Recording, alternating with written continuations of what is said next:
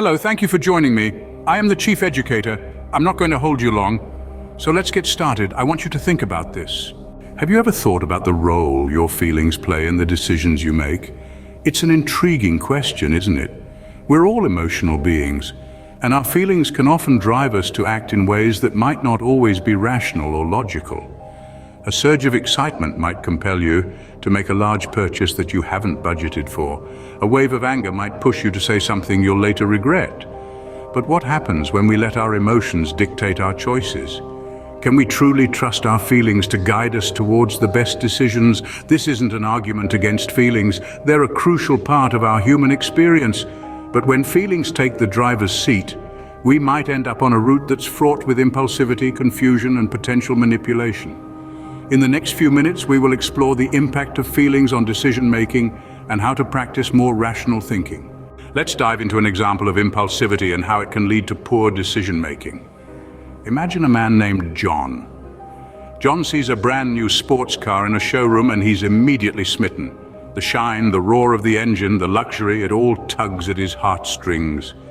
He doesn't think about the price tag or the hefty insurance payments or the expensive maintenance costs. He doesn't consider whether he can afford it or if it's a sensible purchase. He's driven by a surge of excitement, an impulsive desire to own this symbol of status and speed. So what does John do? He buys the car. He does it without a second thought, without weighing the pros and cons. He's thrilled for a moment. He drives it around, enjoys the envious looks from his friends and neighbors, but then reality strikes. The monthly payments start rolling in, the insurance premiums skyrocket, and the maintenance costs pile up. John's budget, once comfortably balanced, is now stretched thin. He struggles to keep up with his bills, and his financial stability begins to wobble.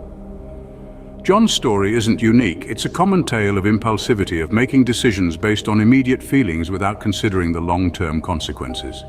It's easy to get swept up in the thrill of the moment, to let excitement or desire override rational thinking. But as John discovered, this can lead to harmful consequences. Impulsivity in this case didn't just affect John's financial stability. It also caused stress, anxiety, and regret.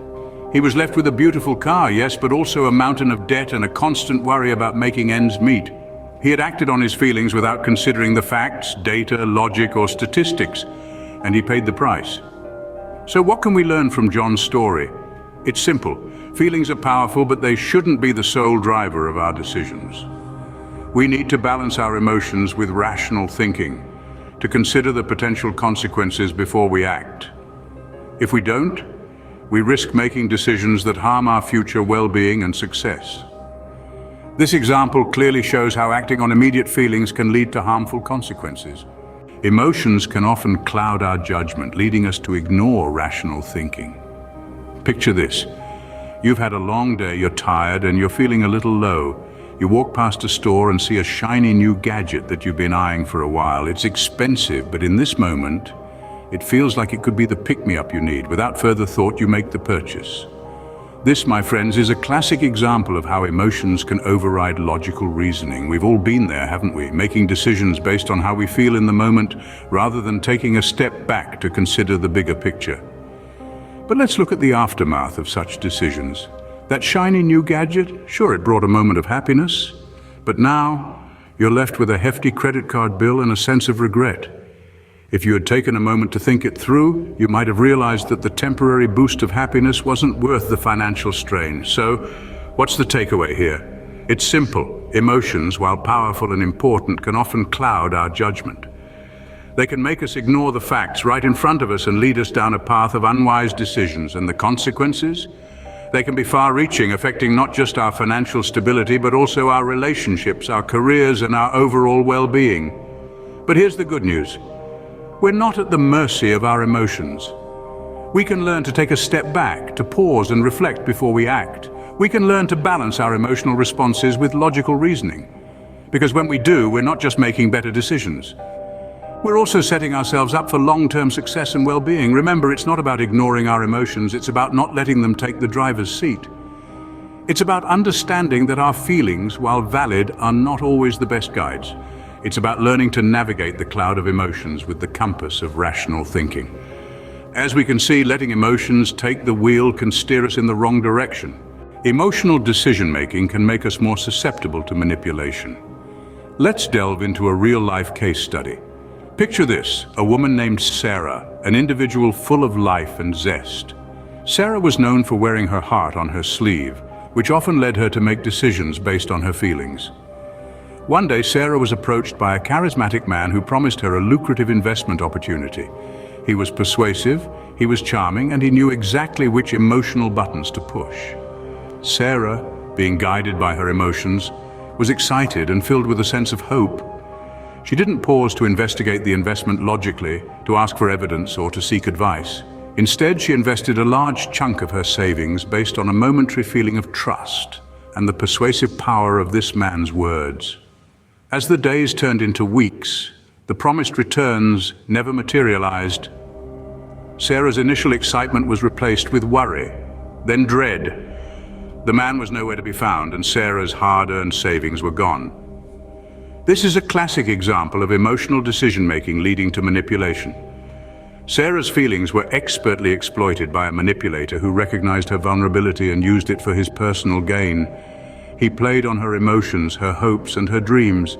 He painted a picture so vivid and enticing that Sarah was drawn in, her judgment clouded by the promise of a brighter future. Sarah's story is not unique. We've all been there in one way or another, maybe not to the same degree, but we've all let our emotions guide us into making decisions that we later regret. We've all been manipulated, swayed by the persuasive words of others, drawn in by the allure of instant gratification, or coerced into making choices that serve the interests of others more than our own. The key takeaway here is that while emotions are a crucial part of our human experience, they can also make us vulnerable, especially when it comes to decision-making. It's important to strike a balance between our feelings and rational thinking. This story serves as a stark reminder of how emotions can be exploited for personal gain. Let's remember to guard our hearts and minds and make decisions that are not just feeling-based, but also fact-based. Emotions can often blind us to potential risks. Picture this. An individual, let's call him John, is offered a seemingly lucrative investment opportunity. Excitement bubbles within him. He's overwhelmed by the prospect of quick, substantial profits. The exhilaration, the thrill of it all overpowers his sense of judgment, and without much thought, he plunges his life savings into the venture. Now, had John taken a step back, detached himself from the emotional high, he might have recognized the red flags, a lack of concrete information, the absence of a credible track record, or even the unrealistic promise of high returns. But he didn't. He was swayed by his emotions and overlooked the potential risks. The result? The investment turned out to be a scam. John lost his life savings. As this example shows, failing to consider potential risks can lead to damaging outcomes. Now that we've seen the pitfalls of emotional decision-making, how can we practice more rational thinking? Stepping into the world of rational decision-making requires a shift in mindset. It's about developing a habit of pausing before leaping, of engaging our logical minds before letting our feelings take the wheel. Firstly, practicing mindfulness is a great start. It's a simple yet powerful tool that can help us become more aware of our emotions and how they influence our decisions.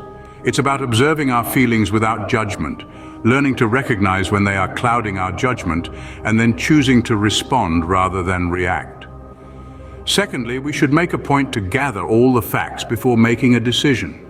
This might mean doing some research, seeking advice, or simply taking the time to think things through. It's about ensuring we have a full, accurate picture of the situation rather than making assumptions or jumping to conclusions. Thirdly, consider the long-term consequences of your decisions. Impulsive, feeling-based decisions often focus on immediate gratification, but rational decision-making requires us to think about the future. What will the impact of this decision be in a week, a month, a year? Fourthly, try to view situations from multiple perspectives. This can help us to see the bigger picture and to understand the potential implications of our decisions for others, not just for ourselves. Lastly, don't be afraid to challenge your own beliefs and assumptions. Rational decision-making involves being open to new information and willing to change our minds when presented with compelling evidence. Consider the tale of two business owners. One makes a snap decision to invest in a flashy new marketing campaign based solely on a gut feeling. The other takes the time to research, analyze the potential return on investment, and consult with her team before deciding. While the first may get a quick burst of attention, the second is more likely to see sustained growth and success. With practice, we can make decisions that are not only more rational but also more beneficial for our long-term success and well-being.